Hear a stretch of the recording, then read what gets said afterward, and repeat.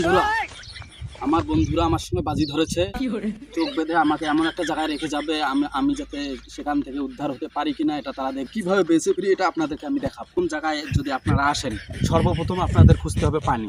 যে প্রচণ্ড রোদ, এই রোদের মধ্যে সর্বপ্রথম আপনাদের পানির প্রয়োজন। দেখা যাচ্ছে এই যে বন্ধু, এই যে দেখেন এইরকম একটা জিনিস যদি মরুভূমির মধ্যে আপনারা দেখেন তাহলে মনে করবেন যে আশীর্বাদ হয়ে গেল। এই দেখেন কতদিন আগে হয়তো পানির বোতলটা এসেছে, এখানে অবশ্যই পানি থাকবে বন্ধু। এই দেখেন এখানে পানি পাওয়া যাচ্ছে।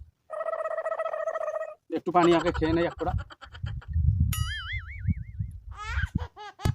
এই যে বন্ধু দেখেন এই যে আমরা একটা বস্তা পেয়ে গেছি। এটা যদি আমরা মাথায় দিয়ে ঘুরি তাহলে এই রোদে আমাদের কোনো ক্ষতি হবে না।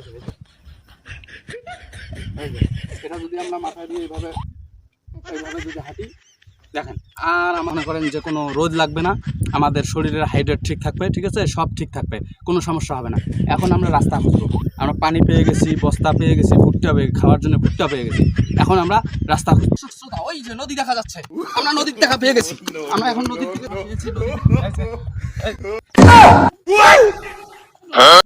আমরা খুশির খেলায় দেখেন কি অবস্থা।